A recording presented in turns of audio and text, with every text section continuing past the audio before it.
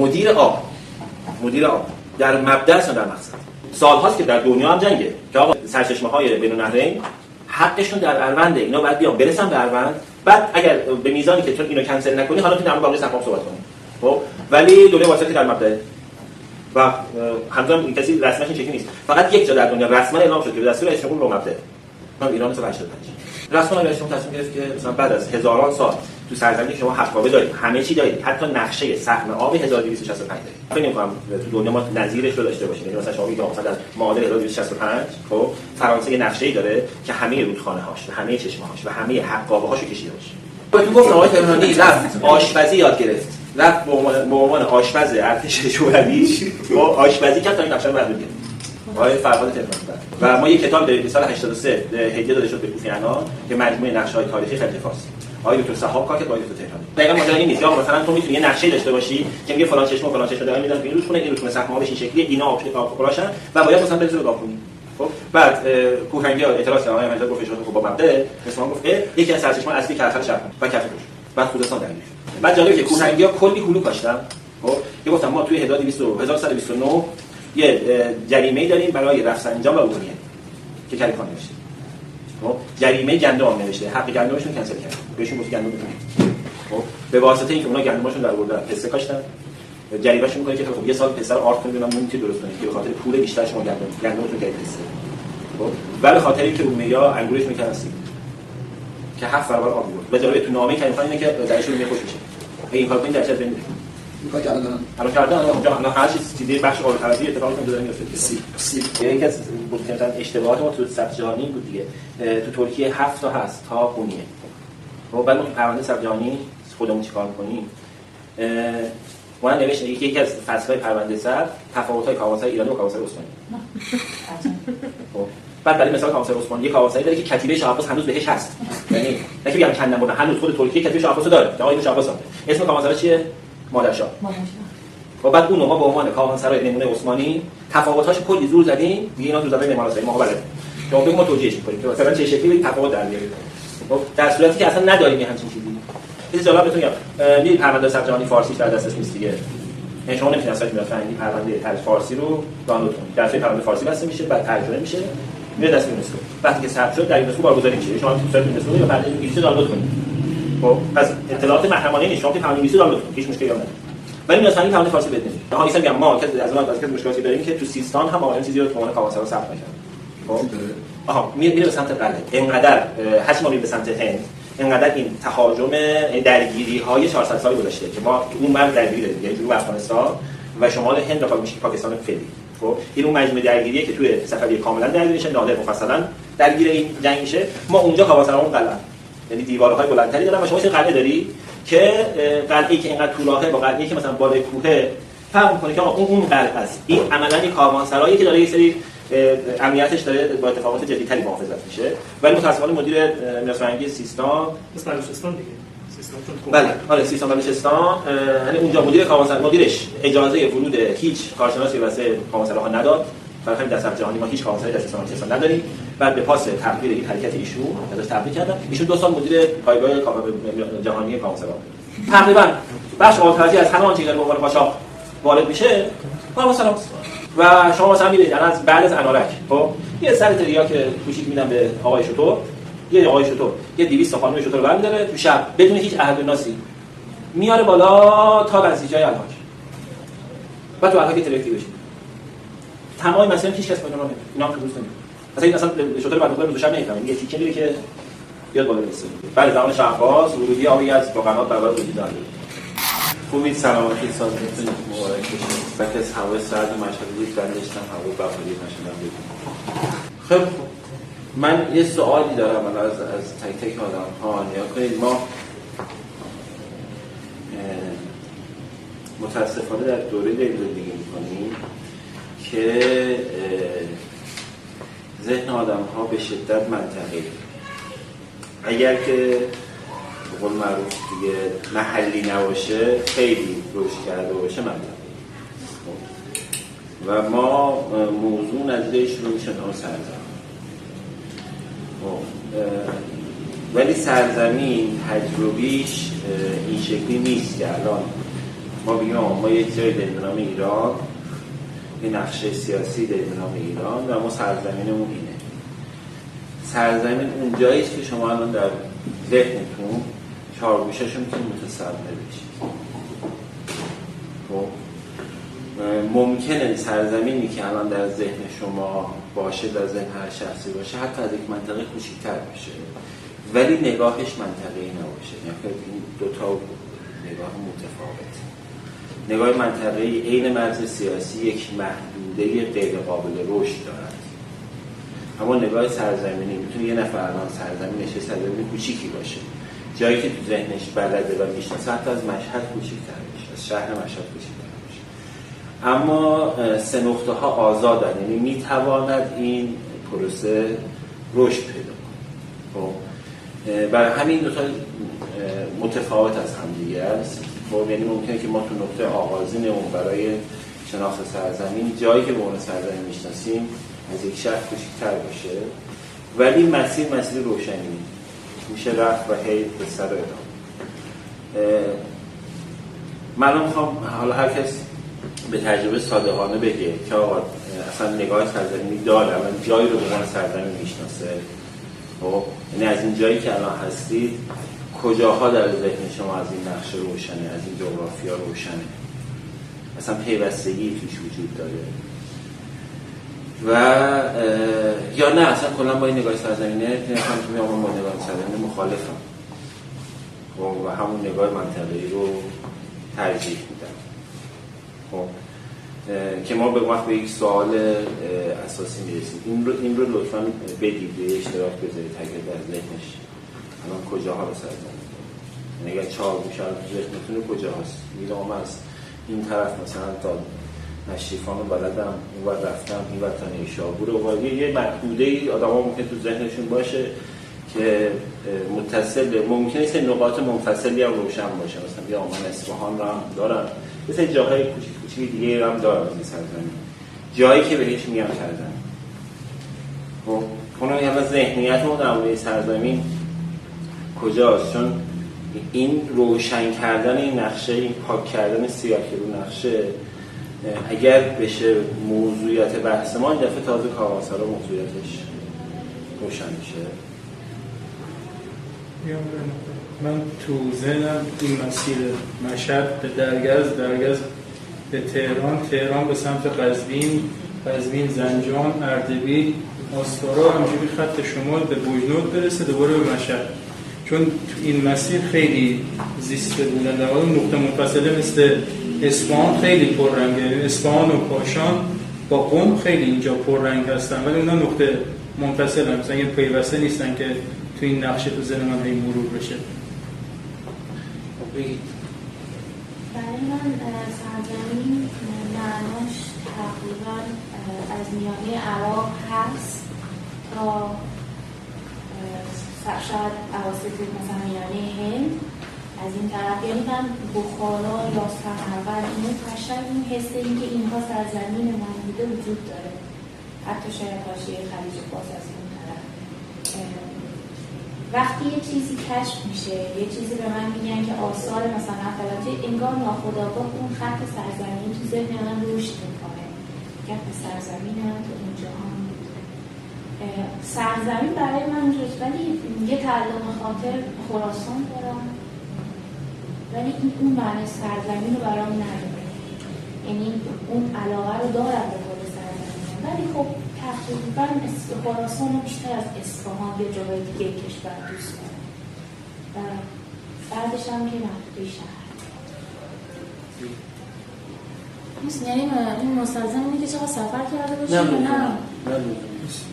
چون بالاخره باید مثلا من به تو بگم نزدیک 4 سال پیش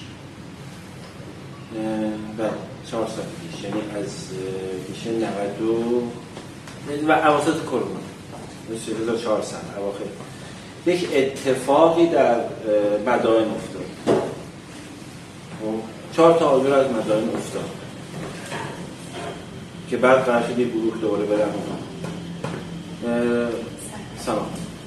نخواهید اگر که مدائن و کسرا به قول معروف یه موقع از نظر نوستالژیکی برای شما سرزمینه، خب یه موقعی ما بهش پوزش رو میدیم، موقعی کنم، یه موقع نه.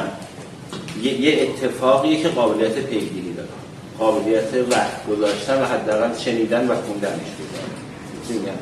این که ما الان امکانی داشته باشیم که بریم مدائن سفر کنیم یه موضوعه، خب اون به بحث دیگه. این که نه الان جزء سرزمینمون بدونیم که خب حالا چه اتفاقی داره اونجا میفته، اون یه موضوع دیگه است. چی میگم؟ مثلا یه ماجرای دیگه است. خب و یا خیلی از اتفاقات دیگه‌ای که برای شما سوال ایجاد میکنه و بعد احتمالاً تو ذهن جواب بهش میدید. خب مثلا رودکی کجایی؟ شما با رودکی هم وطنید. خب الان که مثلا بالاخره یواش یواش تاجیکستان اینها دارن یه ذره ماجراشون جدی‌تر میشه، چون از اون دوران پس از شوروی دارن رها میشن، خب یه مقداری دارن با سر جدی‌تر دنبال میکنن.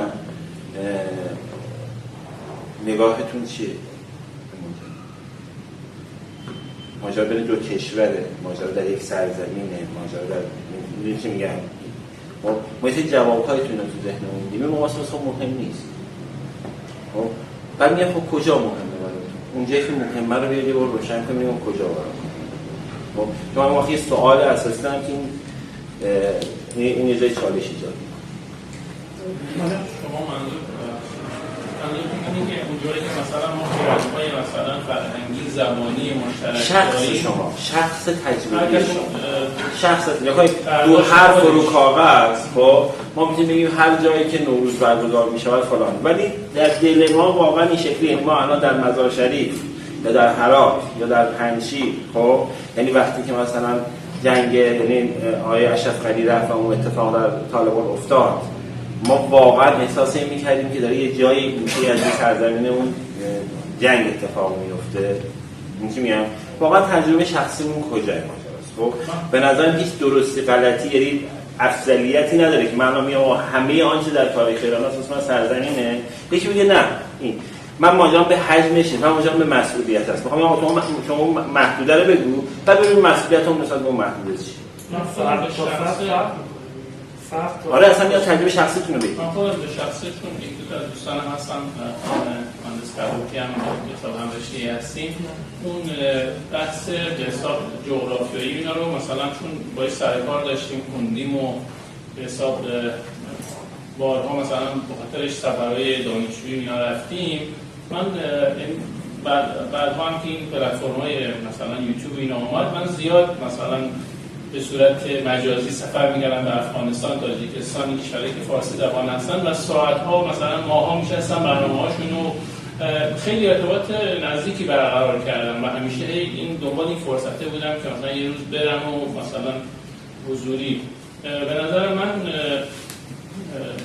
میتونه آدم خودش رو توی یکی از این قلمروهای مثلا حکومت‌های قدیم مثلا ساسانیان یا هر کدوم از اینا تصور کنه، ولی من اون قیمت‌های به حساب فرهنگی زبانی برام که تجسمش میکنم نزدیک به همین مناطقی که به حساب فارسی زبان هستن. خب دیگه من سوال که شخصیه. من یه نکته که برام اتفاق افتاده اینه که این منم ایران فرهنگی مد نظرم، اما الان که فکر میکنم این تغییر کرده در طول زمان، خیلی گسترده تر شده. یعنی ظاهرا هر چی دارم مطالعاتم بیشتر شده اینها، این مرزهای ایران فرهنگی و حساسیتام الان بیشتر شده. ای بسا مثلا حساسیتام قبلا کمتر بود. میفهمید شما قبلا مثلا تو افغانستان الان حساس‌تر، یا الان تو عراق دیوان مدائن حساس‌تر شدن. به مرور یعنی لازمش یک آگاهیه تا اون بود هویتیش به اصطلاح بروز کنه و در اسفند 1401 افغانستان زلزله اومد دیگه و قبل گوهرشاد شکست، قبل خواجه عبدالله ترک اساسی برداشت. خب ما فکر کنم نزدیک به 20 روز پاشنه داره وزیر رو اتاق وزیر اجرا کندیم که آقا تو یک هیئت مستندساز به عنوان شما که الان میخواد با طالبان رفیقید و اصلا در راستای بندیات شما که الان میخواد بگید فلان و اینها دارید میگید همه چی اوکیه، یه هیئت بفرستید مورد مرکز و نذاشتن. یه آخرش رفتیم آپسی کردیم، شما انداختیم پایین، رفتیم آپسی کردیم. خب یعنی رسما هم انداختیم پایین و رفتیم آپسی کردیم. به واسطه این که قصه این بود که آقا اگر ما الان یه تازه این پیش لرزه باشه و لرزه دوم مثلا قبل خواجه عبدالله خراب بشه، اصلا قراره که چه اتفاقی در ایران بیفته.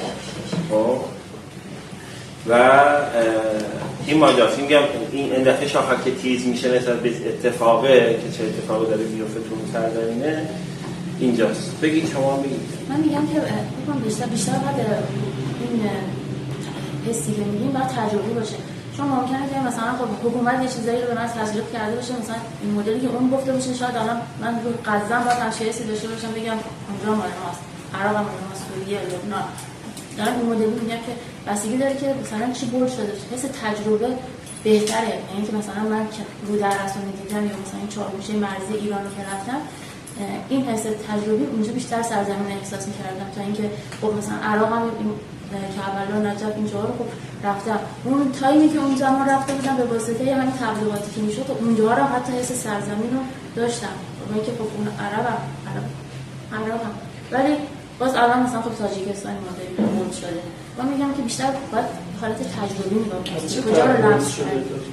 مورد تبلیغاتی حکومت دیگه. مورد حکومتی شد. آره دیگه. مثلا یه سرزمین تو تا کجاها میتونه گسترده باشه. حتی مثلا چون غزه حکومت روی زبان فارسی مرز میشه. ایشون نگفتن فارسی، گفتن کجا اسم سرزمین کجاست؟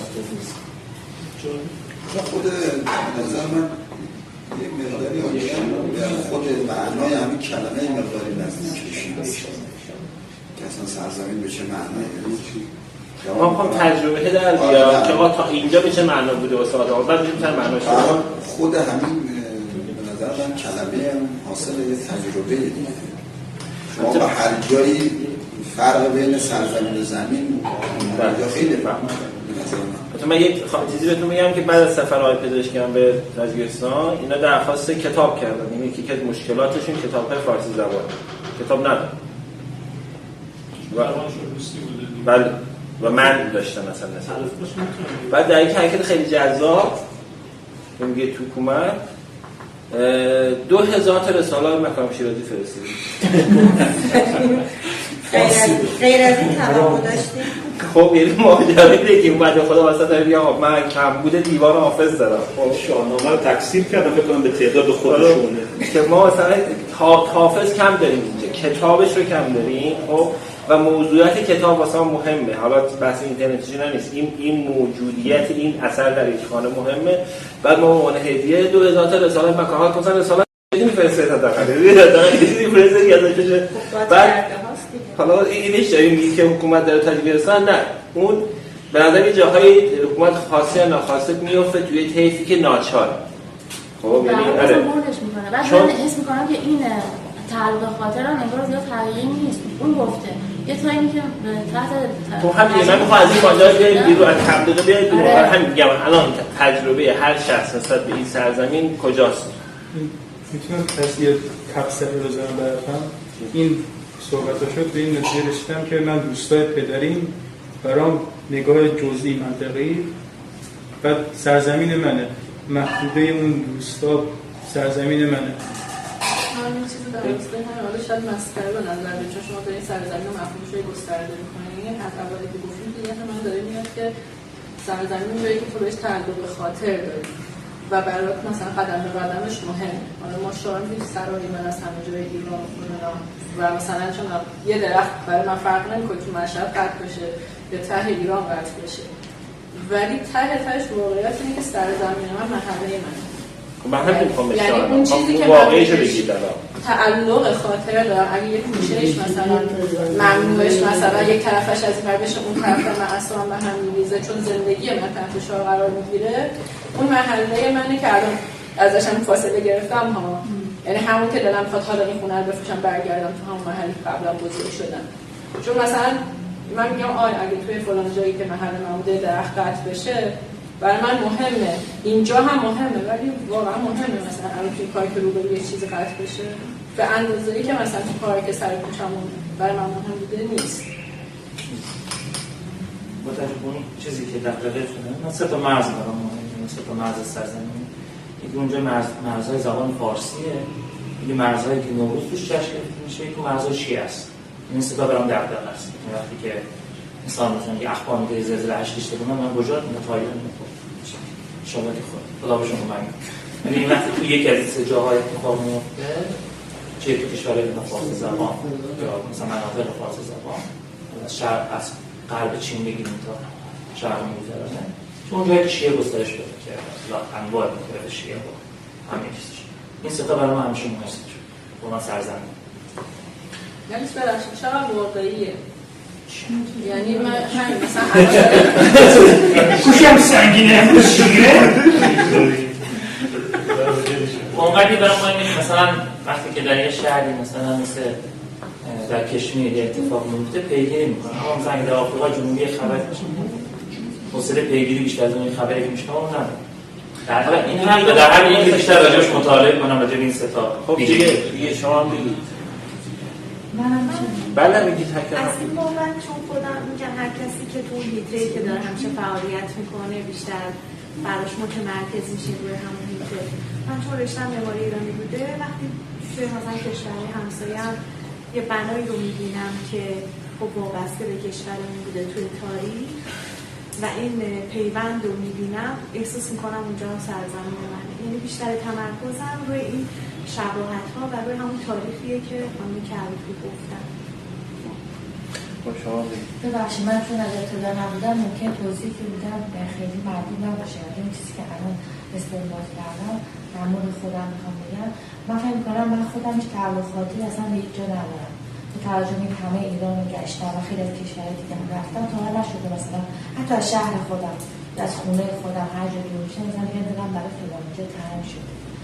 من مثلا 1 ماه خوندن اصلا مشهد ندارم، یعنی اصلا فقط برای اعضای خانواده اونم نه خیلی زیاد، یه حدی خیلی معمولی و اصلا به یاد نمیارم که همه جایی که حتی بهتر یا کمتر از سرزمین خودم یا حتی منطقه محله خودم باشه من میگم اونجا رو بیشتر دوست داشتم، اونجا بهتر بود، اونجا یعنی یه حس خیلی ثابت و یه نواختی به سمت همه جا دارم و هیچ تعلق خاطری جنوبا به هیچ جا نداشتم. دوست داشتم همه جا رو، ولی اینکه بگم واقعا مثلا اینجا حتما اینجا مثلا فلانه واقعا من ندارم. و این که الان میگه سرزمین یه چیزی رو میگم نکنید ما در مورد درباره یک جایگاه مسئولیتی صحبت میکنیم. یه موقع است ما در بعد تیترش که اصلا محدود تغییر، یعنی ما یک بار جایگاه مسئولیت اونجا انسانیت اون آدم تو آفریقا جنوبی هم مهم میشه، خب ولی جایگاه مسئولیت انسانی در زندگیمون یه درصدی داره. یه بار این جایگاه مسئولیتمون در مورد سرزمین و جایگاه مسئولیت در مورد نمیدونم محلمونه تا خانواده‌مونه، اینا هر کدومشون یه اتفاقی میفته. یعنی غالبا وقتی اتفاقی واسه خانواده آدم میفته متفاوت تا همسایش متفاوته. این به خاطر اون تیتر جایگاه مسئولیتیه که ما داریم بابتش می‌ذاریم. خب به نظر اینها هم دیگه نفی نمی‌کنه. خب یعنی واقعا اثباتش این نفی معادله نمی‌کنه. یعنی ما یه الان موضوع میشه سرزمین، نه اینکه اون نگاه انسانیت بده یا اون نگاه محلی بده. نه می‌خوام ببینیم این اصلا تو دل ما روشن است. و ماجرا اینجاست که ما با یه سرزمینی مواجهیم که نمیدونم که ما اصلا این سوالات تو صحبت‌های جلسه پیشم داشتیم یا نه، ولی به این سوال فکر کنید و جواب بدید. اگر قبل از صحبت کنید بگید، من یادم نیست. بین صلح و عدالت انتخابتون چیه؟ صلح و عدالت نه آزادی و عدالت هم چیز می‌کردم. بین صلح و عدالت اولویتتون عدالت که دکترات محقق نمیشه. منم گذشته صلح رو بحث کردیم. فکر کنم یه کوچولو در موردش حرف شما این دعوای حداقل 150 سال 100 سال اخیر دنیاست که صلح بالاتر عدالت است و آنچه که ما به عنوان اون مسئولیت جهانی بهش نگاه میکنیم زیر مجموعه اینه که صلح برتر از عدالت است. یه بار فهم جو صحبت کنیم مثلا وقتی شما در مورد ناعادلانه بودن چیز صحبت میکنید، حق وتو صحبت میکنید، خیلی صحبت نسبتاً بیخودیه، به خاطر که اصلا در شروعش حق به تو به واسطه برتری صلح و عدالت ایجاد شد. اصلا خودشون هم میدونن ناعادلانه است. اصلا قرار نبوده که عادلانه باشه، قرار بوده که این 5 کشور به هر طریقی خب صلح رو نگه دارن، چون جامعه جهانی بر اساس اینکه صلح برتر از عدالت و دو تا جنگی که تجربه شده بر اساس اینکه عدالت برتر از صلح. خب برای همین گفتم اون صحبت‌های 3-4 سال آخر قبل از جنگ جهانی دوم هیتلر خیلی شنیدنیه و اگر بخواید خوب دربارش بخونید یه کتابی هست به نام روزا لوکزامبورگ، به شخصیت خبرنگاریه بین حد فاصله دو تا جنگ جهانی، لهستانی است، یهودی است و آقای یکی از این دوستانی که در قتل زنجیری کشته شد کتابشو ترجمه کرد. گوینده یادم پوینده ترجمه هاش بیشتر. آره ترجمه آقای پوینده بود فکر کنم که جزو قتل زنجیری بود. روزا لوکزامبورگ یک جلد صورتی داشت. من 2 سال پیش تو انقلاب دیدم که یه ترجمه دیگه‌ای با یه جلد دیگه‌ای دارن میفروشن. خب ولی اون کتابی که خیلی اون موقع سال 76 داستان شد این بود و جالب اینه که این خانم رو میکشن همه طرفین دعوا. برای همه ضرر بود. همه طرفین دعوا توافق کردن که اینو بکشیم. حالا آماده جنگن، یعنی طرفین در آماده جنگن و اون حد فاصله جنگ جهانی اول دوم می‌نویسه این ماجرا رو که آقا این حجم عدالت خواهی به یک جنگ جهانی دوم ختم میشه. این عدالت خواهی بود که این تیتر که کتاب دیگه صلحی که همه صلح‌ها رو به اون که اصلا آره میشه پایان جنگ جهانی هم. خب یه چیزی وجود داره، اونم این که آقا تجربه زیسته چه سرزمینی خب در تعادلی بین این دو تاست. خب یعنی شما آنچه عدالت از چیا میاد؟ عدالت کلماتی که بغلش میشینه کلمات جذابیه ها. ملی‌گرایی میاد، خب تولید میاد، استقلال میاد، اینا همه کلماتی هستند که بغل در واقع عدالت میشینه.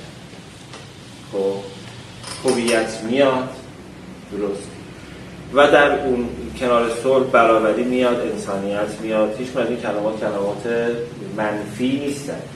خب دعوای دنیا سر این کوک هست دیگه که چقدر از این چقدر از این.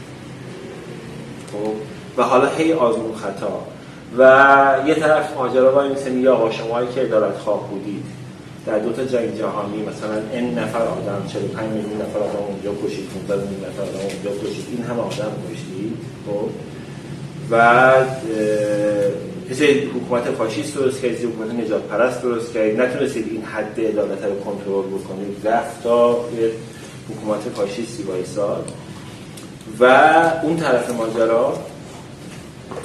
ماجرا اینجاست که میگه که خیلی خوب شما هم نزدیک به 1 میلیارد آدم بی‌معنیه، بدون تفاوت، بدون هیچی درست کردید. 1 میلیارد نفر آدمو کشتید بدون که اصلا بفهمن که مردن. هیچی واسه هر چیزی واسهشون مهمه که شما واسهتون مهمه، هر چیزی واسهشون مهم نیست که شما واسهتون مهم نیست. خب میشه بابت یه بچه‌ای در اوکراین اعتراض کرد ولی بابت یه بچه‌ای در آفریقا نمیشه اعتراض کرد. مثلا ماجرا این شکلیه و شما معنا و هویت 1 میلیارد نزدیک به 2 میلیارد نفر آدم رو در دنیا گرفتید به واسطه که صلح برتر است. خب این طرف هم محصول جذابی رو الان نداره. خب و حتی آدم‌ها از نظر فیزیکی دارن سعی می‌کنن شبیه هم بشن، از نظر رفتاری سعی می‌کنن شبیه هم بشن. خب و آدم‌ها افرادی رو پیگیر و دنبال می‌کنن که حتی بعضی موقع روشون نمیشه بگن در این فلانی مثلا فالوور فلانی ان، ولی اصلا که هستن. هیچ توجیهی که حتی روشون نمیشه بگن که ما اینو دوست داریم. خب چون هیچ وجاهتی واسهشون نداره، ولی چون همه هستن اونا هستن. و جانم تو یک چیزی که تو خود نکته که مهمه این که اصلا چرا قیاس بین صلح و عدالت دو تا چیزی که شاید در ظاهر بخوای نگاه کنیم مثلا چرا این مثلا باید قیاس بشه نسبت به برتریشون؟ این یک مسئله است. یک مسئله اینه که خب هر کدوم برتریش مهمه یا اولویت بندی به نسبت مثلا میگم یکی که چرا که در نقب که میتونیم ببینیم که دنیا سر الان چیزی که شما به عنوان استقلال داری مطرح میکنی آنتی در دنیا مطرح این دوتا نهایتا درگیر میکنه.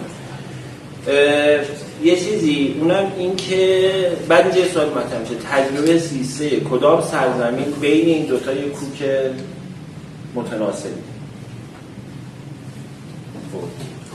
که اینو باز اینجا صحبت کردیم یادآوری میکنم که خب حالا ما این دفعه وارد یه سرزمینی داریم میشیم که اگر مفهوم استقلال توش مهمه یعنی تفاوت‌ها خب صحبت کردیم یا مثلا اردکانی و مودی زمین تا آسمان با هم دیگه متفاوتن با اینکه شما تفاوتشون تشخیص نمیدید همونطوری که ما تشخیص نمیدیم مثلا شاید فرق بین دولتی جامعه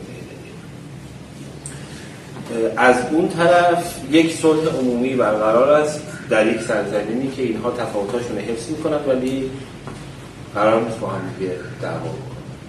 آن چیزی که باعث این صلح میشود نگاه سرزمینی است. آن چیزی که باعث اون عدالتی میشود نگاه منطقه‌ای است. نگاه اون دیگری که شما میگفتید تو دوره پیش نیست. نه مثلا دیگری خارج سرزمین دیگری خارج سرزمین. یعنی بخاطر دیگری نیستش که مثلا این صلح رو ترجیح میدن داشته باشه. نه من فکر نمی‌کنم باشه به ذاتش واسه این قصه برقرار. و این دفعه چیزی یکی از موضوعاتی که شاکله فیزیکی پیدا می‌کنه یعنی میاد تبدیل به یک جسمیت میشه در این دیگه صلح ارتباط دیگه صلح محصول ارتباط اصلا بدون ارتباط صلح معنی نداره. خب اون چیزی که داره این دفعه این روش در واقع شارژ میکنه و یک کالبدی پیدا میکنه چیزی به نام کامل چون داره چیزی به نام راه رو تعریف میکنه. این که در دنیا راه نبوده چرا همه کشور راه داشتن خب ولی وقتی شما حداقل تا اینجا یه نقشه لوکیت شده کاروانسراها رو میذارید خب میبینید از یک تراکم کمی از هندوستان ماجرا داره ایران شروع میشه نه که نقطه آغازش اونجاست الان هم نقشه رو که نگاه میکنید بعد میاد در یک تراکم بسیار فشرده در ایران بعد دوره تراکم کم میشه میره تا تقریبا اواسط تا نزدیکی فرانسه هم ما کاروانسرا داریم و شما با یک بنای ایرانی مواجهید که انقدر این ارتباط موضوعیت داره پس خدمات در راه موضوعیت داره و اون چیزی که ما به عنوان ربات میگیم ربات کلمه عربی نیست ربات که دسته‌دار میگیم ولی با سه نقطه است قبلترش که میگیم با کلمه پهلوی و رو میدهد این کلمه عربی نیست و حالا چه کاروانخانه چه کاروانسرا چه مهمانخانه چه ربات چه همه اینها در واقع خانواده‌هایی که الان تفاوت‌هایشون میشه سرش صحبت کرد که یه تفاوت‌های جزئی با هم دیگه دارن ولی ماجرا میشه ماجرای راه که شما اگه الان میخوای فکر کنی که میخوای بری مرند چه شکلی میخوای بری همین الانی که قطار هواپیمایی هم هست تو ذهن میگه من اینجا مثلا یه استند میگیرم میرم تا فرودگاه از فرودگاه مثلا بعد یه پرواز باشه تا تبریز درسته بعد من از تبریز بعد یه ماشینی بگیرم مثلا 1 ساعت برم تا مرند خب این که شما چقدر این مسیر واسه روشنه و در دسترسه این اتفاق اون چیزی است که این سرزمین رو میتونه در ارتباط زنده نگه داره خب و اینجاست که ما میگیم راه امری پیشتر از حکومت یعنی مقدمه بر حکومت خب و آنچه که مقدم یعنی امری که مقدم بر موضوعیه خب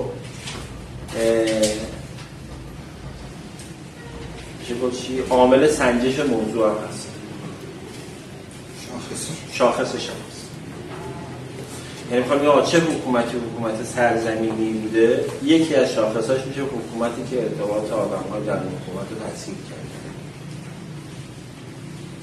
درست بعد وقتی شما داریم میگی این ارتباط بعد اون نگاه منطقه‌ای هم داشته باشید دیگه درسته پس راه بعد بریم تو این تجربه زیستمون می‌بینیم که راه اینطوری نیستش که من نقشه رو بذارم جلو از یزد یه خط صاف بکشم تا دامغان مثلا بگم این جاده چوبانی راه درست کرد.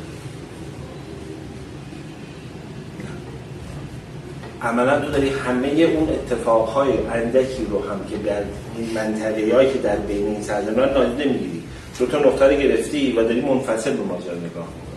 ولی این جاده‌ای که هیچی با هیچ روستایی در هیچ گذری هیچ چیزی ارتباط برقرار نمی‌کنه، این خیلی متفاوت از روستایی که شما مسیری که شما می‌بینید میاد یه ذره میچرخه از بغل یکی در میره بالاتر از بغل یکم رد میشه میاد اینجا میره و داره یک مجموعه انگار مثل یه رودخونه که داره همه رو همراه خودش میکنه. چون اونی هم که وسط اون بیابونه باید فکر کنه که چه شکلی الان میخواد داره مسیر چه شکلیه و دقیقا قصهش هم داره که اونم برسه اونم همه سرزمین برقرار بشه.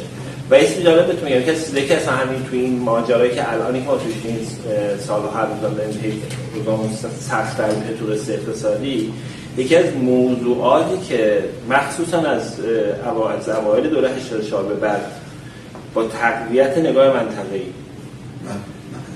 خب که استاندار جانشین رئیس جمهور است بعد از انحلال برنامه بودجه. آره از اون موقع شروع شده دیگه. خب و تقریبا همه نهادهای ستادی مرکز ضعیف شدن. خب چیزی رو که شما به عینه می‌بینید، نه حالا که اهل سفر زمینی هم، حتی شما یواش یواش دیگه تفاوتی ورود و خروج به یک استان رو از تفاوت آسفالتش می‌کنید. مثلا جذاب‌تر سرخت. یعنی مثلا شما می‌رید جاده دارید یهو یا فکر اصلا سنگلاخ انگار، بعد می‌فهمید یزدی و استان دیگه شدید و اون اداره تا اینجا رو آسفالت کرده. قشنگ وسط بیابون آسفالت تموم شده چون این تا اینجا مال من بوده. در صورتی که این نگاهیه که راه رو داره به اجبار منطقه‌ای باز بهش نگاه کنه، سرزمینی بهش نگاه نمی‌کنه. خب چون نگاه ستادی توی مرکز شده ها. خب و الان ما تقریبا 20 ساله که درگیر این نگاه منطقه‌ای که یکی از شاهکارهایی که باز با همین نگاه منطقه‌ایه اینه. من دارم با سرزمین صحبت می‌کنم. به نظرتون یه گریزه برسه آب بزنیم. مدیر آب در مبدأ است یا در مقصد؟ مدیریت آب یا مدیر آب؟ مدیریت آب با مبدأ یا مقصد؟ نه مبدأ. چرا؟ استقلالتون چیه؟ سفر دیگه داده جای آب برده برای سفر. چی؟ نه یه آب از منظورم تو سطح سرزمین یه جایی یه چشمه‌ایه میشه مبدأ. این چشمه میاد یه مقصدی هم داره. مدیریت آب با کدومه؟ ما از پورنگ یک آبی رو داریم میکشه سمت زاینده رو. شما میگن اما پورنگ دارم مدیریت آب یا مقصد. الان فکر کنید در تاریخ ایران کدوم بود؟ مدیریت برای مدیریت با مقصد دیگه درسته؟ ماجرا اینجاست که عملا مدیریت با مسیر است، در واقع با مقصد. یعنی وقتی که رسید مقصد یعنی مسیر را طی کرده است. پس وقتی که این قطره رسید به مقصد حالا میتونید در مورد صحبت کنید. خب و با مبدأ نیست. بعد چه اتفاق افتاده؟ سال‌هاست که در دنیا هم جنگه که آقا در واقع سرچشمه‌های بین النهرین حقشون در اروند، اینا باید بیان برسن به اروند. بعد اگر به میزانی که تو اینو کنسل نکنی حالا میتونی در مورد باقی سهام صحبت کنی. خب ولی دوله واسط که در مبدأ و هنوزم کسی رسمش این شکلی نیست. فقط یک جا در دنیا رسما اعلام شد که به دستور رئیس جمهور رو مبدأ، اونم ایران سال 85 رسما رئیس جمهور تصمیم گرفت که مثلا بعد از هزاران سال تو سرزمینی که شما حقابه دارید، همه چی دارید، حتی نقشه سهم آب 1265 دارید.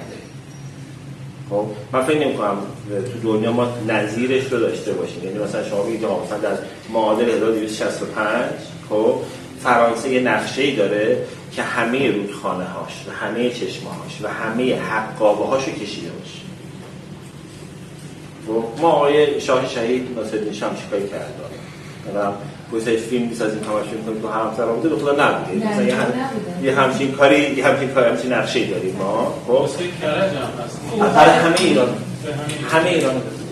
همه ایران داره. الان توی وزارت خارجه است، توی موزه وزارت خارجه است که آقای دکتر تهرانی از ارتش روسیه کشتی رفت. ارتش روسیه از در واقع کاخ-گلستان دزدیده بود، بعد آقای تهرانی پس اون چش مربوط بوده. یک چش مربوط بوده. آقای تهرانی رو بهتون گفتم، آقای تهرانی رفت آشپزی یاد گرفت، رفت به عنوان آشپز ارتش شوروی با آشپزی کرد تا این نقشه رو برداره بیاد. آقای فرهاد تهرانی. و ما یک کتابی داریم که سال 83 هدیه داده شد به کوفی عنان که مجموعه نقشه‌های تاریخی خلیج فارس.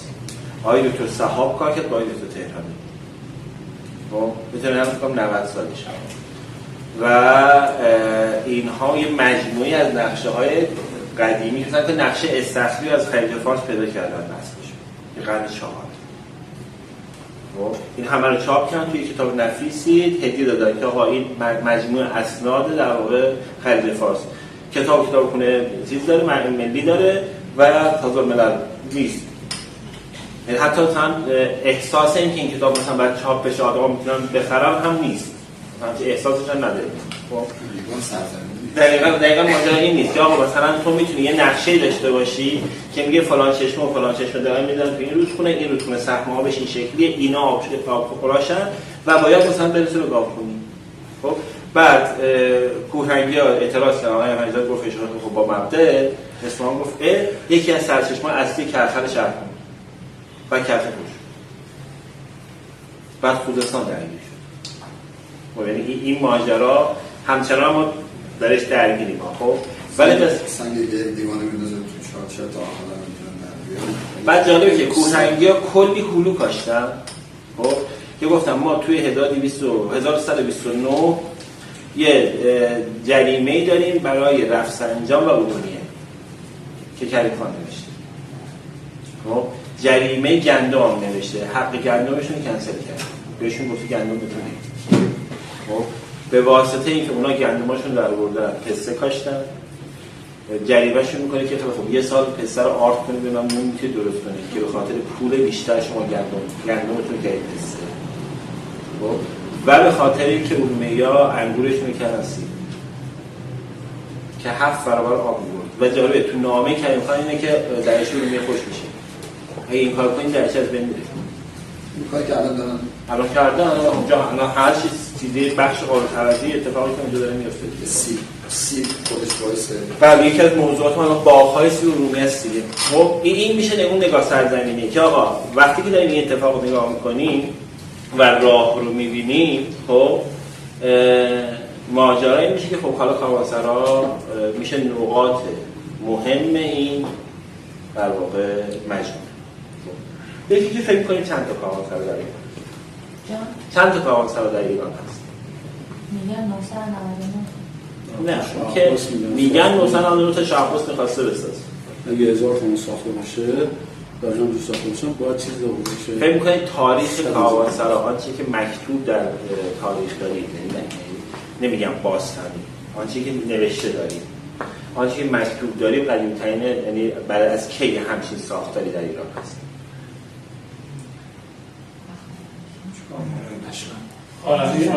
هخامنشی داریم. هخامنشی که قطعا داریم. اشکانیان میگه. مکتوب میگیم. مکتوب هخامنشی هرودوت داریم که. مکتوب برو عقب‌تر. خب بعد الان موجود چی داریم؟ الان موجود فیزیکی ساسانی فکر کنم آخریش ساسان زمان ساسانی یا باید تیروف باشه اینا اونا کاروانسرایی توی کشف کردن بین راهی که ندارن ساسانیان فکر کنم دیگه. خب میشه قدیم‌ترینش میشه کدوم؟ بهمان دیر گچی میشه دیر. میشه دیر 1832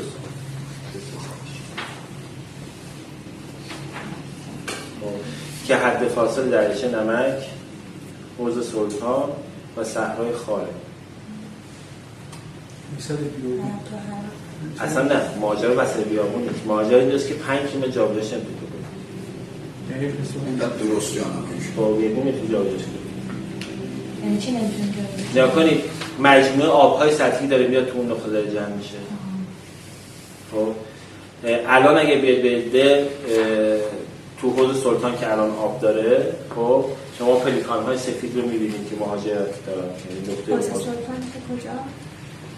حوض سلطان نگاه دیرگجی حد فاصل قم، گرمسال و تهران. خب بین علی آباد تا دیر که میشه اون گرم دره، اینجا منطقه بهش میگن حوض سلطان که از حدود عید آب میگیره تقریبا تا 20 اردیبهشت. حالا خشکسالی باشه دوم سوم اردیبهشت آب تمام میشه، ترسالی باشه تا اوایل خرداد برسه. خب که یکم پولو باشه برامینه دیگه نه؟ نه دیگه دریاچه نمک قم که بلافاصله برش.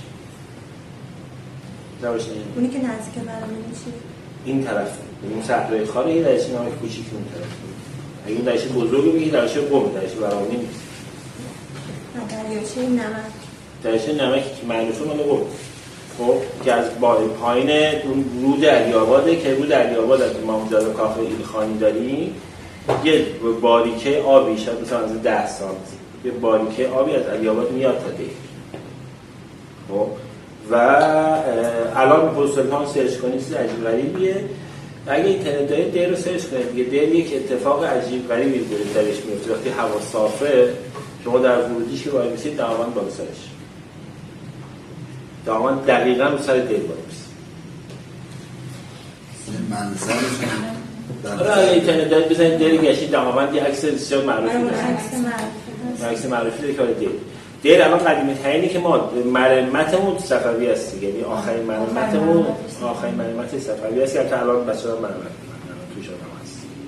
خب از دیر داریم که این شاکله کالبد وجود داره.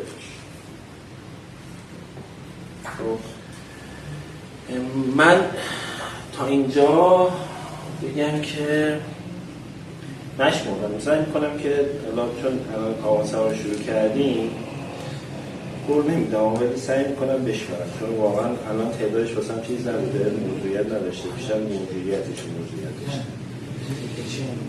تعدادشون نه بعد بشینم بشمارم اینایی که رفتم و بشینم ما این سری رد شدیم از آره رد شدیم از کنارش و اون پلیکانا رو هم دیدم. حالا نمیتونم این تعدادی که من لوکیت کردم تا حالا 1000 و خورده 1200 خورده. من نرفتم به خدا 1000 و خودشون رفتم میراث فرهنگی. یکی خودتون رفتین. شاید مثلا میراث جای کاری کرده یا اینایی که من رفتم که شما الان محدوده بیابون رو می‌بینید که در واقع در شرق زاگرس و جنوب البرز. خب و این دو تا جاده نقطه اتصالش کجا؟ ری. چرا ری اصلا اینقدر موضوعیت داره؟ من این سری تونستم کنار بندر پل میدونید کجاست؟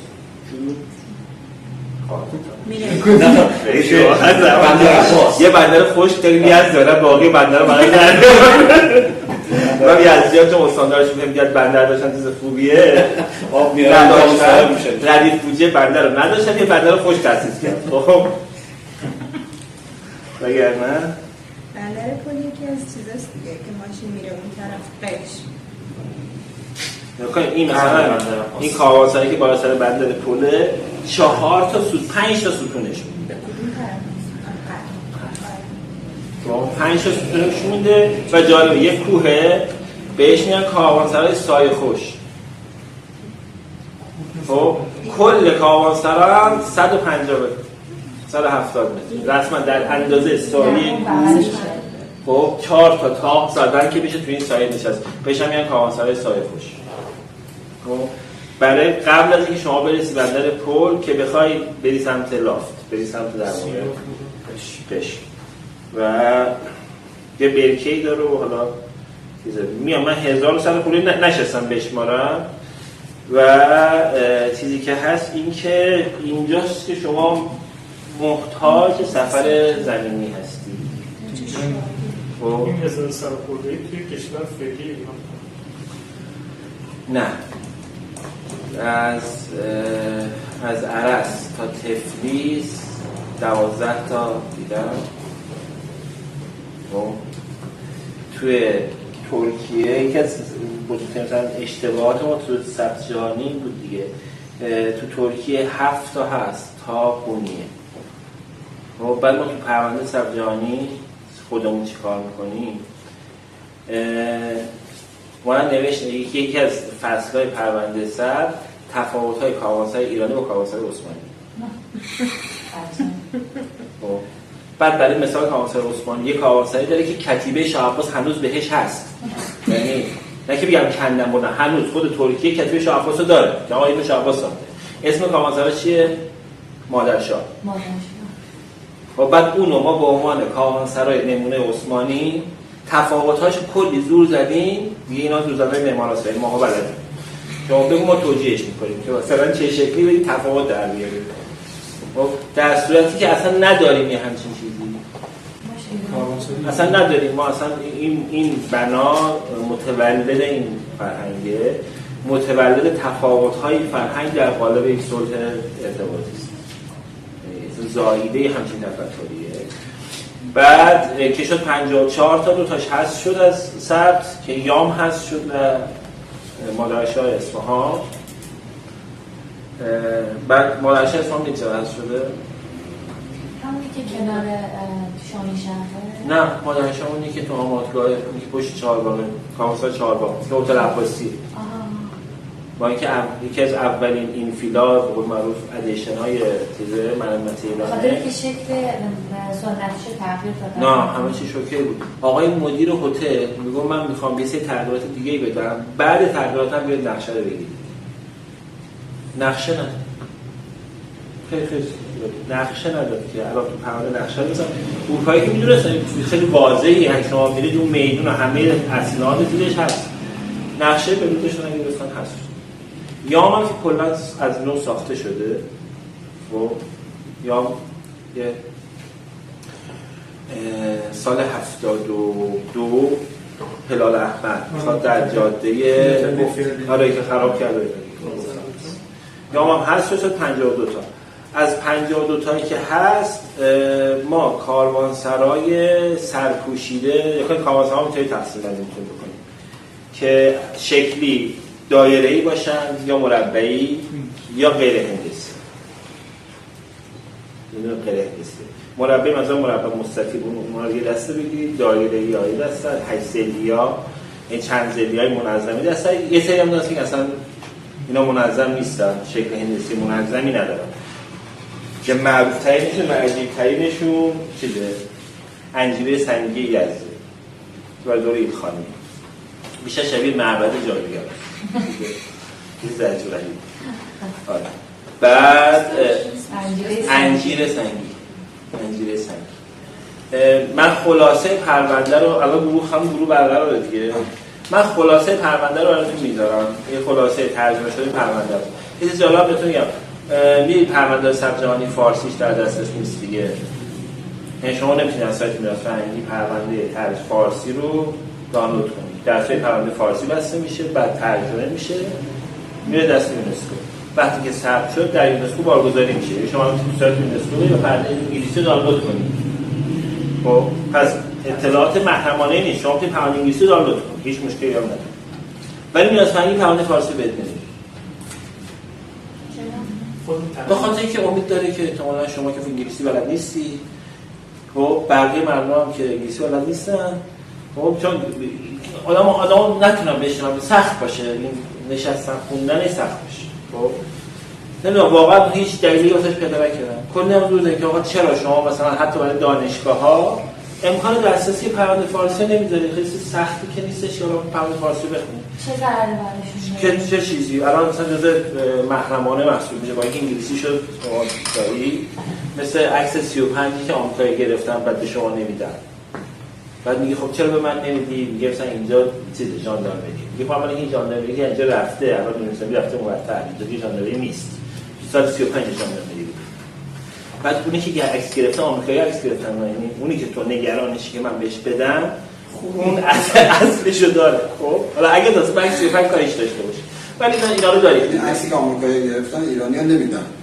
دیگه الان به شما برید سلامی بدون بهارستان میخوای بگیری، خب یه دونه شمال میدون یه دونه ژاندارمری بوده که خونه وارتان تبرش کرده 50 داره شمال میدون بهارستان تهران، اینو برمی‌داره ماژیک سفید میکشه روش. بعد از وقتی ژاندارمری تعطیل شده شورای نظامی اینا یه خونه رو فروختن رفتن خونه بغلی. سازمان نقشه‌برداری هنوز اینو خط میزنه، بغلی که الان کلانتریه شما عکسشو داری، این که الان خونه شخصی عکسش نداره سفید میکنه، هرچند بهش میگه که میخوای سفید کنی این یکی سفید کن، اینه ها، این که من ببینم اینه. خب ولی اون نه، اون یه چیز داره، یه دستور ثابت داره رو همون دستور ثابت. میتونی به این چی میگی؟ به این خصلت میگی؟ یه کخ داره. من واقعا فکر کنم طرف نمیدونه اون که اونجا اصلا نمیدونه که شما دارید میگید مناظره آقای جبرئیلی با آقای ترکان. آقای جبرئیلی ادعا میکنه که آقا شما اسناد پارس جنوبی رو دادید به توتال. آقای ترکان بهش میگه آقا یه لحظه گوش بده شاید یک چیزی یاد بگیری. اصلا تمام اسکل خود اینو دادن به ما که گفتن آقا اینجا مثلا اینجا چایگاه اصلا چیزی نبوده که ما بخوام به اونا بدیم، خودشون اسکن کردن و چون اونا منتقل کردن چیزی که شما گفتید. آره این امنیتی به نظر من یه جوری انقدر فراگیر شده که حتی جایی که لازم نیست به نظر بعضی مدیرا دیگه کاسه یادداشت نمیخوام حالا اصلا نمیخوام اون مطلب شما رو زیاد بولد بکنم، اصلا سوء استفاده بکنم، لوسش بکنم، ولی واقعا این برمیگرده به همون نگاه سرزمین.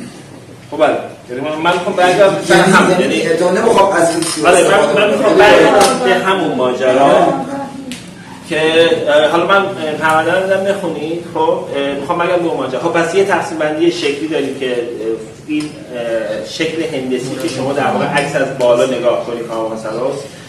یکی دیگه من یه 10 دقیقه فکر کنم که همین. یکی دیگه این که میشه متریال و اون سلول بنیادین ماجرا، خب که کاوانسرا میتونن خشتی باشن، سنگی باشن، آجوری باشن و معدود چوبی. چرا معدود چوبی؟ مسئله سرزمین چوب داریم ما الان نداریم، یعنی نمونده، نمونده، خیلی کمتر کاوانسرای چوبی مونده.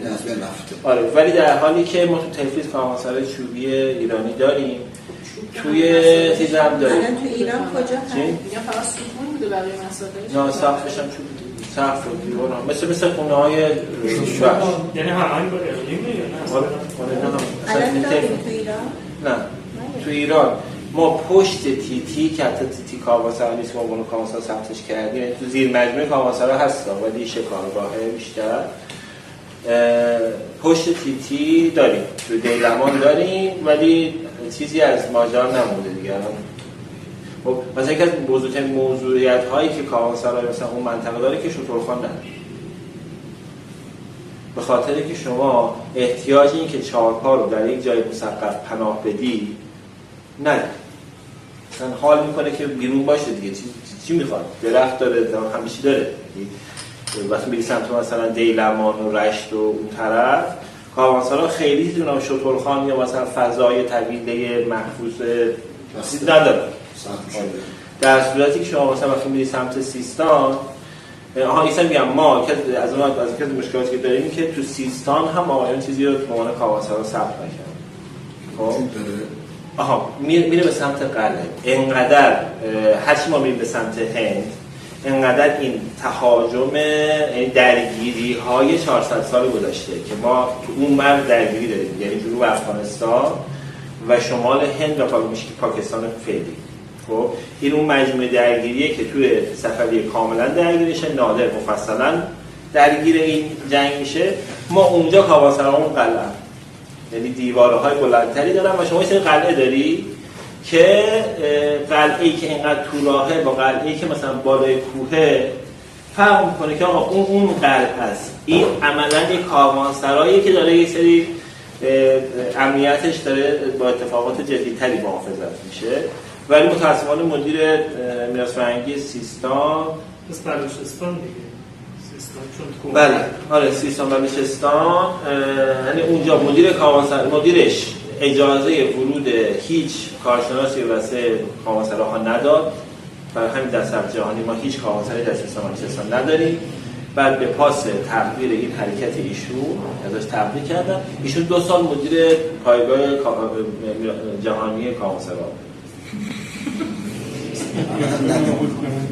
خیلی جالب مدیر یه اش می‌کردیم. دقیقاً مدیر پایگاه جهانی کاروانسرا بود، کسی که کسی محو نشد. نه حالا اصلا چیزه، یعنی خیلی من خدا کاری هم حوصله جابجایی هم نداشت، یعنی کاری هم نکرد پروژه. واسه تو دنیا هم همین وضعیت. یعنی واقعا خیلی عجیبه. یعنی مثلا شما می‌بینی از هند کاروانسرا میاد تو سیستان یا مثلا همه چی خالیه، بعد شروع میشه که ایشون معتقده که ما در سیستان کاروانسرا مثلا نداریم. میگم اینا شبیه قلعه حتی کاروانسرا هست ولی هیچ کمشون نداره ثبت میشه دیگه. خب این از نظر متریالی یه اختلافه. یه فرق سومی که میتونیم بخونیم فرق پروفایلیه، یعنی میزان حیات داشتن. خب و البته کاروانسراها ترکیبیه. ببینید ما یه سری خونه داریم حیات مرکزی، یه سری خونه داریم کوشکن، یعنی خود وسط ساختمون دورش باغ. خب هر کاروانسرای ترکیب دو تاست. هر کاروانسرای ترکیب دو تاست. یعنی شما یک حریمی داری اصطلاحاً که بهش میگه حریم، یک فضای پیرامونی کاروانسرایی که جزء کاروانسرا است. خب احتمالاً آب انبار اونجاست، مسیر تصفیه آبش اونجاست، خروجی فاضل آبش اونجاست، پخت آجرش اونجاست، اینا آجر جابجا کنن. یعنی سه فضاهایی داره در این محدوده اتفاق میفته. از اون زمینی که مال کاروانسراست یک ساختمان وسطشه. اون ساختمان وسط یه حیاط وسطی داره. خب که ما حالا باید وایسیم تا این 52 تا به اعتبار اینکه بالاخره حالا آقای بینا زحمتی کشیدن که ما 52 تای سلکت شده ای داریم. خب تک و توک اگه چیزی هستش که شبیهش نمونهش این تو نیست. خب از باقی کاروانسراها ما کاروانسرا داریم که حیاط نداره. فکر کنید برای کجاست؟ سقف پوشیده ها دیگه. خب برای کجاست؟ مناطق کوهستانی مثل خفلو راوری نداره. میرید بالا سمت تبریز گوجه‌بل نداره. اینا کاروانسراهای مسقفن. خب و در کاروانسرا مسقف یه اتفاقی که هست این که حتی باز رفت داور خیلی پیشرفته در از مثلا گوجه‌بل حتی تفکیک انسان حیوان نداره. در یه متر سکو میشن آدم‌ها، وسط میشن حیوانات. صلح کل دیگه. بعد نه اصلا ماجرا اینه که پیرمردایی که اون محلی اونجا مثلا گفتن آقا اینجا اذیت نمی‌شدن و اینا، گوجه‌بل مثلا تا 20 سال پیش کار می‌کرده. خب اصلا تلفظش هم که اونا میگن یه ذره سخت از گوجه‌بله. خب و چون اونجا برف مثلا میاد تا یه بسپرین 2 متر، هنوزم میراث فرهنگی در کاروانسرا نبسته بود، این فضا کار می‌کرد چون این گله داره یه دفعه مجبور میشن که زمینگیر بشن. بعد گفتیم اذیت نمیشه که ما وقتی بالا میخوایم نصف شب بالا میشیم بین این گوسفندا میخوابیم از سرما. چاره نداریم الا که بغل حیوان بخوابیم، یعنی از سرما دووم نمیاریم. خب مجبوریم بین اینا بخوابیم چون انقدر یه دفعه ماجرا سرد میشه. و شما فرض کنید که این مثلا تعریف میکرد که ما با گله اینجا گیر افتادیم. خب من بعد از 2 روز تونستم یه راهی باز کنم که سگ رو بفرستم سراغ محلی‌ها. ولی ما نمیتونستیم بریم بیرون. برف اومده بود گوجه‌بل کلش رفته زیر برف. خب و عموما اینها میل دارن یا یک نشان دهنده‌ای دارن.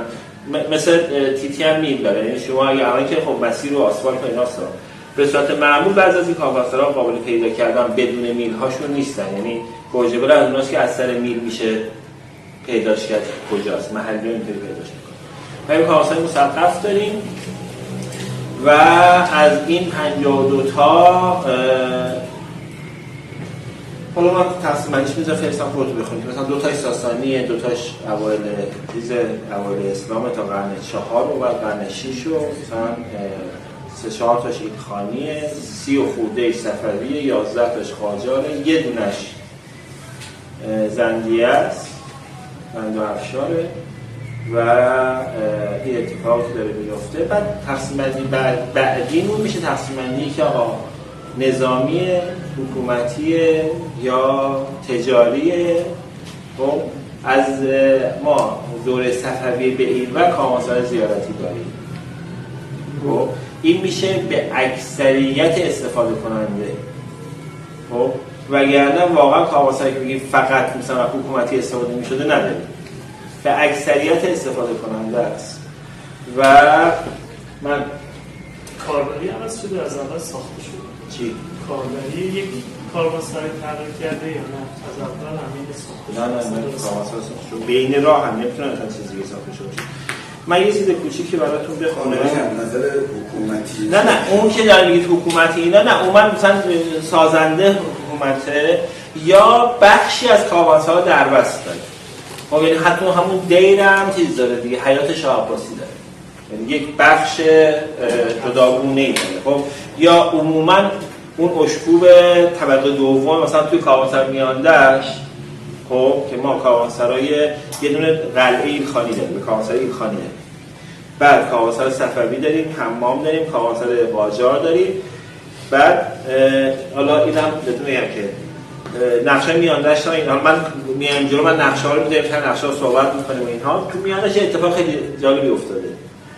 یه نفر اواخر ناصرالدین شاه اومده یه سری رواق ساخته، 3 تا کاروانسرا با هم دیگه بسته. این رواق‌هاش هم هندسی نیستن، چون این 3 تا کاروانسرا به صورت هندسی که هم نشستن. خب بعد این الان شده کاروانسرای میانی، در صورتی این کاروانسرا هیچی نداره، یه سری دیواره، ولی خیلی نظم جالبی به کل به این مجموعه داده. همین اتفاق تو نوگنبد نیفتاده و این کاروانسرا حفظ شدن، چون همه‌شون الان با اون حیات میانی بستن. تو بعد میاندهش که الان بزرگترین کاروانسرای ثبتی مونده دیگه، 27000 متر کاروانسرا است. خب این خط از خط معماری خیلی از خط به قول امروزی اون آرشیتکتیه که تو اینا رو به هم دیگه بدوزی و اینا رو بیاری توی حیات و همه رو بکنی یه مجموعه. فاصله‌شون مگه خیلی نه 3 تا کاروانسرا توی نقطه. تو نوگنبد ما کاروانسرای ایلخانی داریم، چاپارخونه صفوی داریم، کاروانسرای صفوی داریم، کاروانسرای قاجار داریم. خب حتی حوض داریم، حوض آبشخور داریم. خب که اونجا هم تو میاندهش داریم. اینا این اتفاق واسهشون نیفتاده. خب به مرور ایلخانی خراب شده، بعد هی اینا زرتون خراب شدن، کاروانسرای قاجاری استفاده میشه. نوگنبد میشه مرز یزد و اصفهان فعلی که بهتون گفتم همه کاروانسرا روشون به این وره، در ورودی این وره تو جاده. شما که رد میشید داری از پشت کاروانسرا میشید. یه بغازه اومده اینجا زده بقالی، خب درشو به این وره. بعد از ظهر از شدت آفتاب صندلیشو برمی‌داره میاد پشت مغازه‌اش میشینه. بعد بهش میگم من خدا بهش گفتم نیا کن 700 سال 800 سال هر کی اینجا چیزی ساخته رو به اون ور ساخته. تو احساس نکردی شاید اینا چیزی میفهمیدن؟ خواست خلاقیت گفتش که میخواستم دیده بشه. گفتم من تو جاده میبینم در مغازه تو کدوم طرفه، تو که یه تابلو زدی به این گندگی. من که پیاده شدم وقتی این ور ظل آفتابه که خودم هم میام این ور، بعد همه آدم‌ها از سیگار میخرن میان این ور. خب خودش هم کارت که پیش میاد این ور. خب بعد میام خب اینو ببند.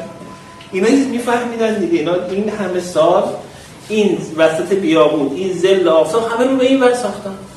خب حتی از این کاروانسرای نوگنبد که بیرونش حجره داره، بیرونش سفره‌هایی داره برای کسایی که یه ساعت میشینن میرن، یعنی اصلا تو کاروانسرا نیان.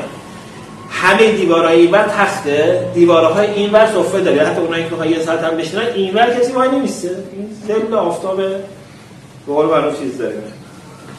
حالا این چیزایی که هست، من یه متن کوتاهی براتون بخونم، بعد بگید که این به نظرتون برای کیه.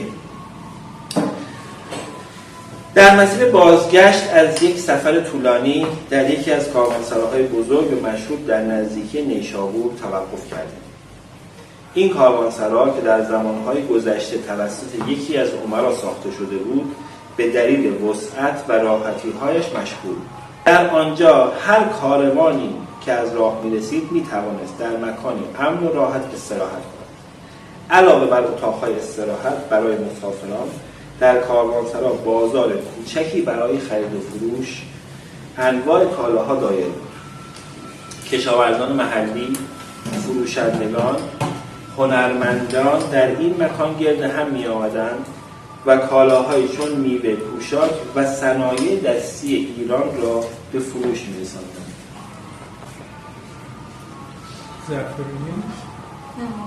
نه بگید نصف فهمده برای که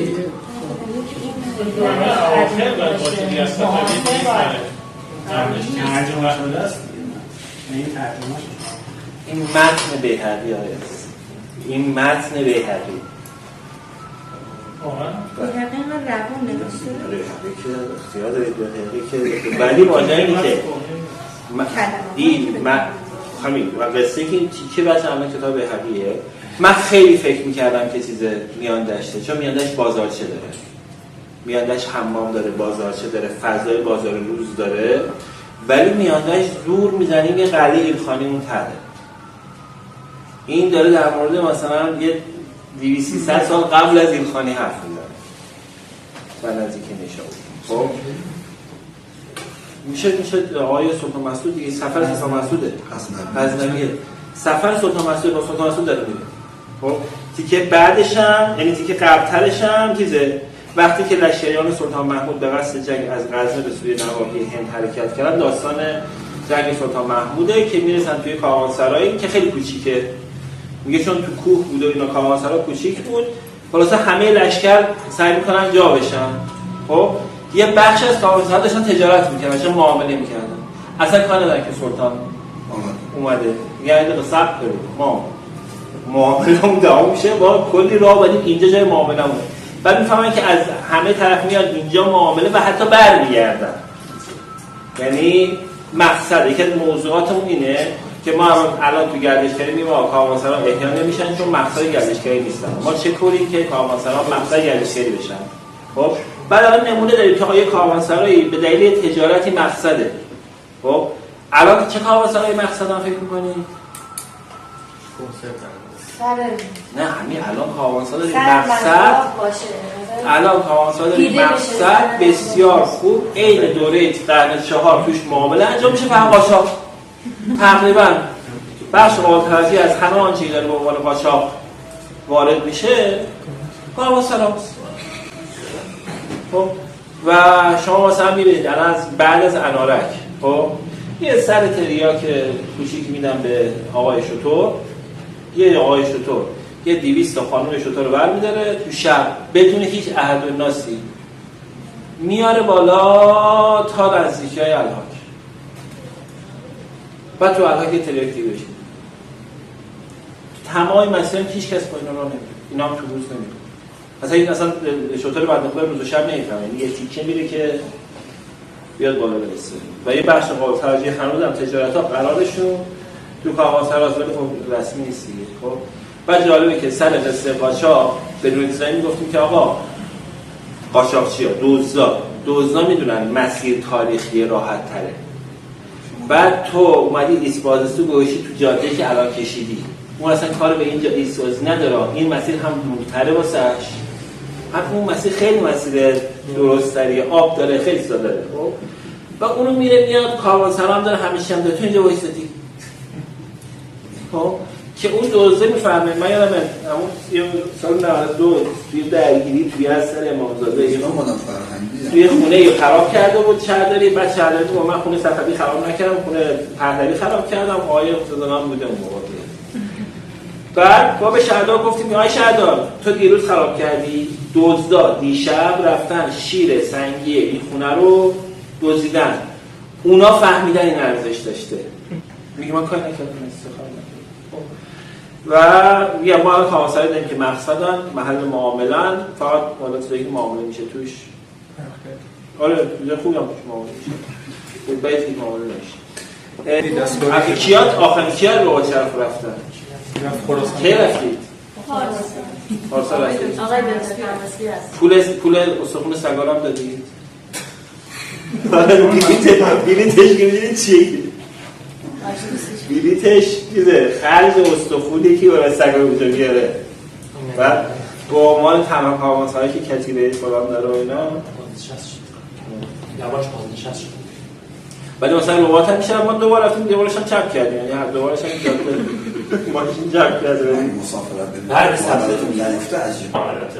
بعد مثلا ما الان حیثیتی داریم، دایره تو خود توی دورستانه، تو شهر هم هست. این مجموعی که برای جهانی شد و سخت جهانی انتخاب کردیم همه نمونه‌هاش هست دیگه، درست؟ ما انتخاب نکنیم آقای فینا اینا زمانش کشیدن بعد میشه گفت که از همه نمونه‌های مثلا قرعه‌ایاش نیست دیگه. ماجرا آتن با همین میگم مثلا جهانی میگم مثلا از قرعه‌ای نهایتا بستک شبیه قرعه‌ای بوده.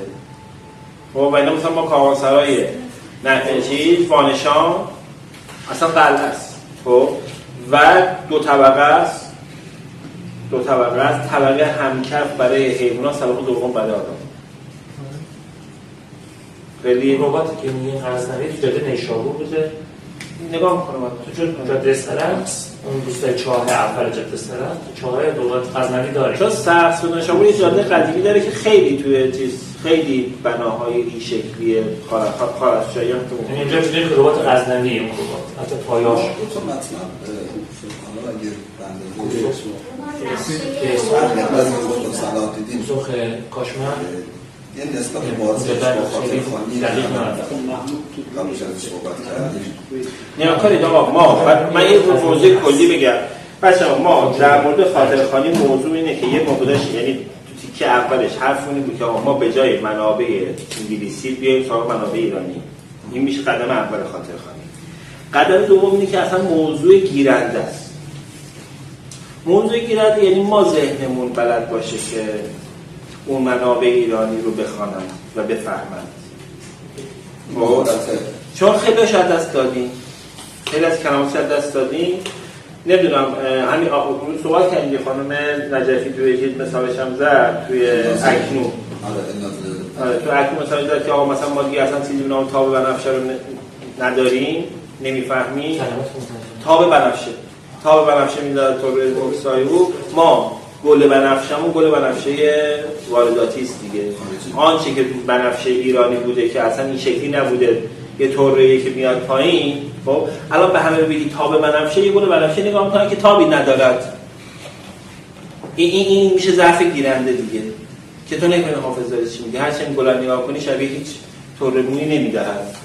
خب برای که اون گل رو وارد باشی، خب که آقا یه بخشی توی این حالت ما میگیم آقا الان منابع میشه خود این معماری ها، پس اینا دست در میاد. خب حالا گیرنده هم میخواد در موردش فکر کنه که گیرنده چه شکلی میتونه مثلا وقتی که سعدی خون در مورد رباط خون در مورد مثلا صاحب فوق العاده است در واقع مثال هایی که از کاوانسرا میزنه. خیلی هم راحت قصه. شما مثلا الان برید توی گنجور بزنید تک بیت های معروف از این ژورنال طرفی که نمیشه تک بیت های معروف بزنید کار واسه تک بیت براتون میاد.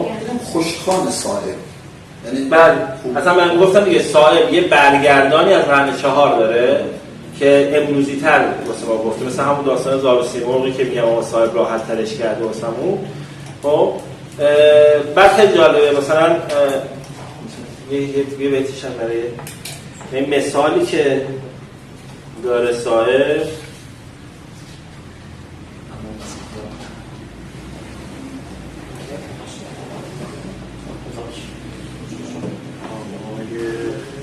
انصافا میشه میده حقش. من اینو گفته یاد شعر اخیراً داره زنده میشه موضوع صاحب. من این احساس دارم. شما راهو گفتی، من دارم منظومه فارسی میکنم به ایسرامی. بعد راه یادمون توصیف راهی که اونجا کرده بودم، گفت از مرو آمدم به نیشابور، از نیشابور رفتم اصفهان، از اصفهان رفتم همدان. همراه طغرل داره فخرالدین اسد گرگانی میاد. این راه قشنگ نشون میده تو ابیاتش قشنگ.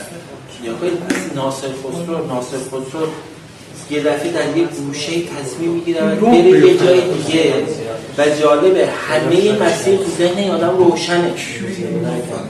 خب بگم ما مثلا الان حالا آدم‌ها که شاید تجربه خارج از ایران داشته باشن، ما کم کم تجربه داریم. این که شما برید فرودگاه بعد بلیط بخرید، از اینجا بلیط می‌خرید اونجا میری اونجا، خیلی خیلی راحت. خب ما تقریبا بلیط خریدن در فرودگاهمون کنسله دیگه. خب درسته تو دنیا شما میری فرودگاه می‌بینی که از اینجا به اینجا مثلا 3-4 تا مسیر می‌تونی بری، حالا کدومش رو بری؟ الان کدوم بلیط رو بگیرید؟ خب اولی بلیط مثلا 40 دقیقه دیگه است، یه ساعت دیگه است. خب این راحتی مسیر دیگه. قصه اینه که ما مثلا تو دوره ناصر خسرو وحشتناک این راحتی یهو تصمیم میگیره با این کار با یکی کاروان از این مسیر بره، از اینجا بره اونجا، از اینجا بره اونجا. انقدر که این مسیر روشنه و ما الان با جاده و ماشین و همه اینها نمیام با اصلا موضوع برگشتن. من حالا چه تفاوتایی که خانم جعفری داره ببینه ها برام خیلی که خانم ناتمی میگه که آقا اصلا اون شطور رفتنه باعث این ماجراست. خب و اون ایده برمیاد میگه که آیا شطور میتونه احیا کنه یا نه، این درپای وجود داریم. من موضوع میگم نه آقا مثلا موضوع شطور ندارم، من موضوع اینه که تو ذهن شما بگم من اینجا رو با اسم میرم، اینجا رو با قطار میرم، اینجا رو با پرواز میرم، ولی مسیر این سرزمین واسه باز باشه، روشن باشه که الان چه جوری داری. خب چه راههای دیگه‌ای داری که بخوای بری؟ از این منم میتونی بری، از اون منم چون حکومت اگر حکومتی قرار باشد خوب باشد، حکومتی است که به راه به ارتباطی می‌بره. نه یا کاری که راه مقدمه، امری مقدمه، یعنی ما بدون حکومت کنار میایم با هم بدون راه نمی‌تونیم. یعنی ما قبل از اینکه در نیاز در اولویت نیاز ما قبل از اینکه احتیاج به حکومت داشته باشیم احتیاج به ارتباط داریم. اون مقدم بر اینه در نیاز. درست؟ پس اون شاخص اینه. یعنی همچین راهی مثلا میتونیم بدون تصور کنیم توی کشور دیگه، توی کشور فقیر این راه باشه مثلا بدون این چیزی مثلا که خیلی راحت که امروز به رفع حکومت نداره، همین الان نشست. این من دو تا بیت می‌خونم، یکیش به نظرم خیلی تمثیل جذابیه، یکیش هم گفته سختیه که سر اون گیرنده ببینیم که چی می‌فهمه ازش، بعدش اون درسایی که صحبت کرد. هر سر موی تو از غفلت به راهی می‌رود. تصورش هر سر موی تو از غفلت به راهی می‌رود. جمع کن پیش از گذشتن کاروان خویش را. پیش از خود گذشتن کاروان خویش را.